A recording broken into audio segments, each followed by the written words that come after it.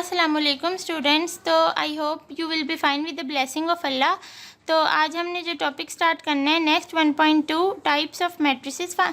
आज हम समझेंगे इनमें टाइप ऑफ मैट्रिसेस कितनी टाइप्स होती हैं और नेक्स्ट इसकी एक्सरसाइज 1.2 करेंगे। तो चलें स्टार्ट करते हैं। बिस्मिल्लाहिर्रहमानिर्रहीम। Row matrix. A matrix is called a row matrix if it has only one row. Example the matrix M is equal to, इसकी क्या है, वन रो है, just one row and three columns है। Is a row matrix of order 1/3। मैंने आपको बताया था by से पहले रो होती है, बाई के बाद कॉलम का ऑर्डर लिखा जाता है। And M is equal to ये क्या है, row matrix of order 1/2।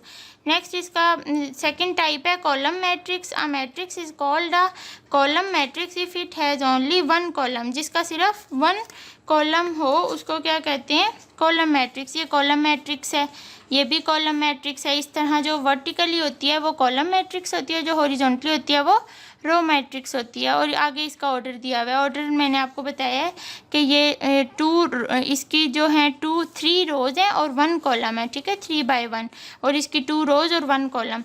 Next इसकी तीसरी टाइप है rectangular matrix. A matrix M is called rectangular if the number of rows of M is not equal to the number of column of M. तो क्या equal ना हो, number of rows, number of rows जो हैं वो not equal to हो number of column के। तो number of rows not equal to column, तो इसमें देखें 3 रोज़ हैं और 2 कॉलम है। और बी के देखें 2 रोज़ हैं और 3 कॉलम है। इसी तरह सी है, इसकी 1 रो है और 3 कॉलम है, तो इक्वल नहीं है ना। मतलब अगर 2 रोज़ और 2 ही कॉलम होते फिर ये यहाँ होता, मतलब फिर उसको हम स्क्वायर मैट्रिक्स कहते हैं जिसमें इक्वल होते हैं। तो ये इसमें इक्वल नहीं है रोज़ एंड कॉलम, तो ये रेक्टेंगुलर मैट्रिक्स की एग्जांपल दी हुई है, ठीक है। द ऑर्डर ऑफ ए का ऑर्डर 3/2 है, द ऑर्डर ऑफ बी का मैंने आपको बताया 2/3 है। इसी तरह इनका है विच इंडिकेट्स, जो क्या जाहिर कर रहे हैं, that in each matrix the number of rows is not equal to number of column, ठीक है, नहीं है equal. Square matrix. Next a matrix is called a square matrix if its number of rows is equal to its number of column. जिसमें number of row equal हो number of column के। 2 रोज 2 column, 3 रोज 3 column, ठीक है। इसी तरह 1 row 1 column are square matrix of order 2/2, 3/3, 1/1। मतलब same है, equal है मैट्रिक्स, रोज और कॉलम तो रिस्पेक्टिवली। नेक्स्ट है इसकी 5 टाइप है इसकी, 5वीं नल और zero matrix. A matrix M is called a null और zero matrix if each of its entry is zero. देखें, अगर if each of its entry is zero, अगर अंदर से उसकी हर एंट्री ज़ीरो होगी तो उसको हम क्या बोलते हैं, नल और ज़ीरो मैट्रिक्स। ये देखें सारे जितने भी हमें नज़र आ रहे हैं सब में 0 0 हैं, तो इनको क्या बोलते हैं, ऐसे मैट्रिक्स को नल भी ज़ीरो को ही कहते हैं। नल कहते हैं बिल्कुल अंदर से खाली, और ज़ीरो मैट्रिक्स, ठीक है। तो ऐसी वो इनका ऑर्डर भी नीचे बता दिया है। Transpose of a matrix obtain by changing the rows into column or column into row of a matrix is called transpose of that matrix। ऐसे मैट्रिक्स जो हमें कब हासिल हो, जब हम रोज़ को कॉलम में कन्वर्ट करें, चेंज कर दें रोज़ को कॉलम में और कॉलम को किस में चेंज कर दें, रोज़ में, तो वो उसका क्या कहलाता है, ट्रांसपोज ऑफ डैट मैट्रिक्स कहलाता है। तो वो उस मैट्रिक्स का ट्रांसपोज कहलाता है। और if A is a matrix, अगर ए मैट्रिक्स है देन इसका ट्रांसपोज किससे डिनोट किया जाएगा, ए के ऊपर ये जो छोटा सा टी आ जाएगा, स्मॉल टी का मतलब है ट्रांसपोज। तो इस तरह इसको डिनोट किया जाता है, डिनोट का मतलब जाहिर किया जाता है। नेक्स्ट एग्जाम्पल इसकी देखें, ए है, ए ट्रांसपोज क्या किया, ये रो है ना, रो को चेंज करते हैं कॉलम में, तो 1 2 3 ये रो है, तो इसको कॉलम में उन्होंने लिख दिया 1 2 3, मतलब ऐसे वर्टिकली लिख दिया। इसी तरह 2 1 3 रो थी, यहाँ कॉलम बना दिया। इसी तरह ये तीसरी रो थी, यहाँ इसको तीसरा कॉलम बना दिया। इसी तरह ये 2, इसी तरह ये 3 किया हुआ है, देखें रो थी कॉलम बना दिया, तो ये सी का ट्रांसपोज हो गया। नेक्स्ट इसकी जो 7th प्रॉपर टाइप है वो है negative of a matrix. Let A be a matrix then its negative minus A is obtain by changing the sign of all the entries of A. ये हमारे पास ए है, बस हमने जस्ट इसमें माइनस लगाना है। Minus A is equal to, अंदर भी सारी टर्म्स जो है माइनस से मल्टीप्लाई हो जाएंगी। ये माइनस था पहले से ही, तो मल्टीप्लाई हुआ माइनस से फिर से, तो माइनस माइनस से प्लस हो गया। तो ऐसे मैट्रिक्स को हम नेगेटिव ऑफ अ मैट्रिक्स कहते हैं, जिसमें हम पूरी मैट्रिक्स को माइनस से मल्टीप्लाई करवाते हैं। आठवीं प्रॉपर्टी है symmetric matrix. A square matrix is symmetric if it is equal to its transpose. Square matrix, ये स्क्वायर मैट्रिक्स वो होती है जिसमें रोज़ एंड कॉलम इक्वल हो। तो वो कब सिमेट्री होगी? जब वो किसके इक्वल होगा? अपने ट्रांसपोज के इक्वल होगा।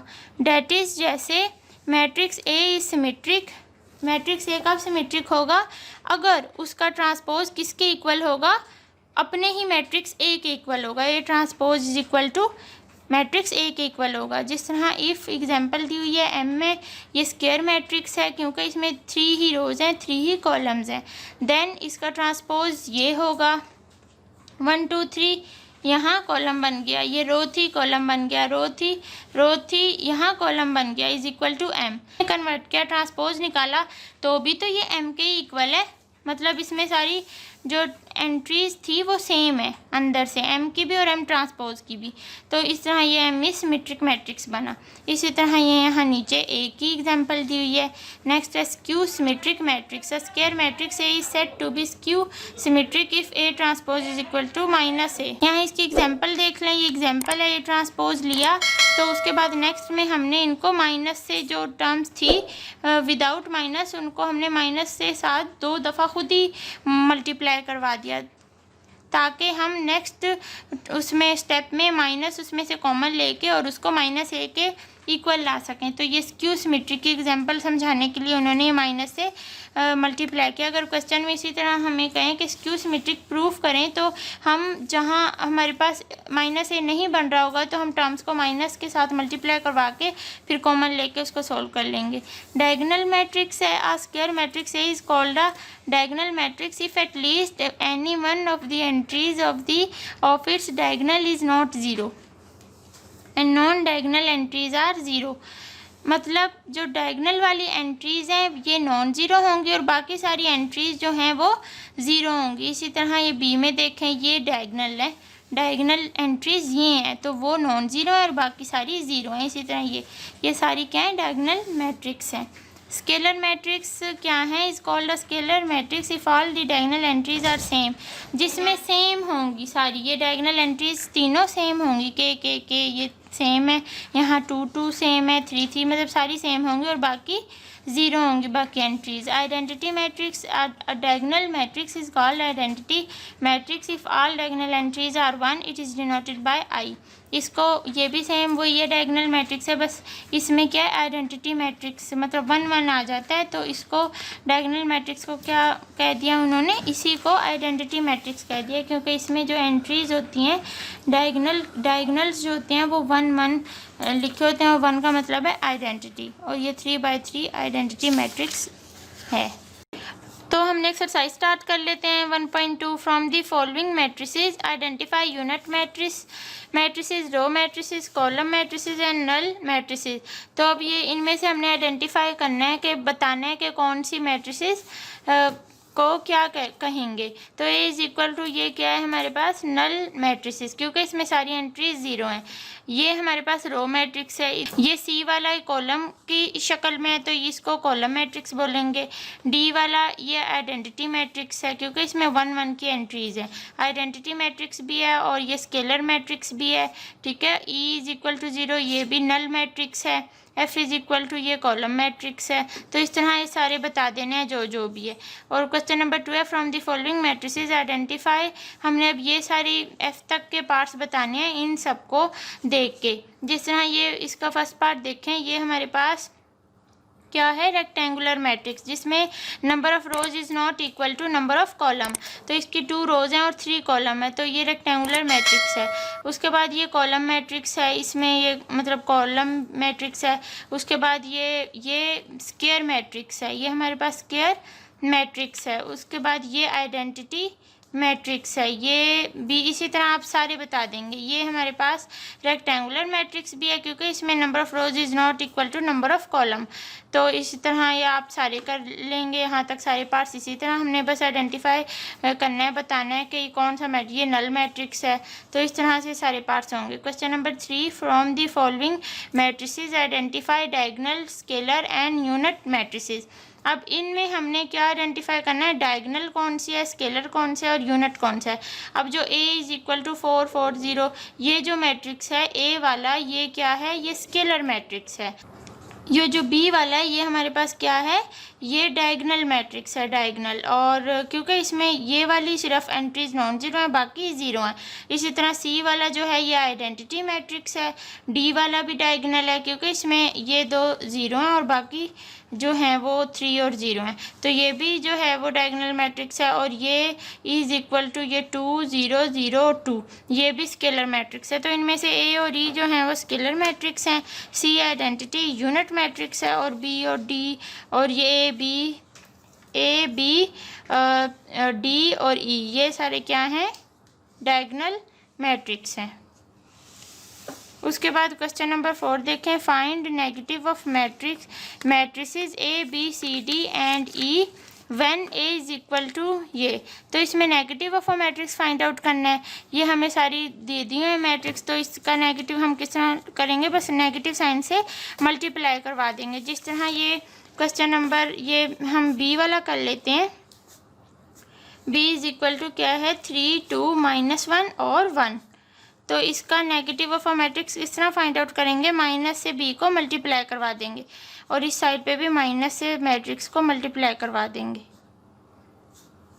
तो जब इसको माइनस से मल्टीप्लाई करवाएंगे तो -3 -2 ये माइनस माइनस प्लस हो जाएगा 1 और ये भी -1। तो ये negative of a matrix -B is equal to ये नेगेटिव हमने फाइंड आउट कर लिया। तो इसी तरह इसके सारे पार्ट्स होंगे, सिर्फ माइनस से मल्टीप्लाई हो गया अंदर वाली term. Question number 5, find the transpose of each of the following matrices. Transpose find out करना है सबका। जिस तरह ये C वाला देखें, C इज इक्वल टू 1 2 3 2 -1 0। अब इसका ट्रांसपोज फाइंड आउट करना है, तो C ट्रांसपोज क्या होगा, रोज़ चेंज होती है कॉलम में और कॉलम चेंज होते हैं रोज़ में। तो ये हमारे पास कॉलम है ना, तो ये रो बन जाएगी 1 2 3 ये रो बन गई। और ये भी कॉलम है तो ये भी रो बन जाएगी 2 -1 0। तो ये C ट्रांसपोज हमारे पास ये आ गया। C ट्रांसपोज हमारे पास या रो चेंज होती हैं कॉलम में, कॉलम कर चेंज हो जाते हैं रोज़ में। तो इसी तरह ये सारे पार्ट्स करेंगे। Question number 6, verify that if A is equal to ये है, B इज इक्वल टू ये दिया हुआ है, then A transpose of transpose किसके इक्वल है, A के इक्वल है। इसका फर्स्ट वाला पार्ट कर लेते हैं। क्या है, A दिया हुआ है 1 0 2 1। A ट्रांसपोज का ट्रांसपोज इक्वल है A के। ये हमारे पास A है, इसका ट्रांसपोज क्या होगा, पहले हम A ट्रांसपोज निकालेंगे। इसका ट्रांसपोज क्या होगा, 1 0 2 1। क्या किया, ये हमारे पास कॉलम थी, इस तरह रो में लिख दी, और ये कॉलम था, रो बना के लिख दिया। तो A ट्रांसपोज कर लिया। अब इसका A ट्रांसपोज का फिर दोबारा ट्रांसपोज लेना है। ये कॉलम है, इसको रो बना देंगे, और ये भी कॉलम है तो इसको भी रो बना देंगे 0 1। तो अब इधर से देखें, ट्रांसपोज का ट्रांसपोज किसके इक्वल है, 1 0 2 1। तो ये किसके इक्वल है, A के इक्वल है ना, जो हमने हमारे पास क्वेश्चन था। तो इस तरह हमने प्रूफ कर लिया कि A ट्रांसपोज का ट्रांसपोज किसके इक्वल होता है, A के इक्वल होता है, क्योंकि हमारे पास वो फिर से वही चीज़ बनी, A ही बना। तो इस तरह से एक्सरसाइज कंप्लीट हो गई है। अल्लाह हाफिज़।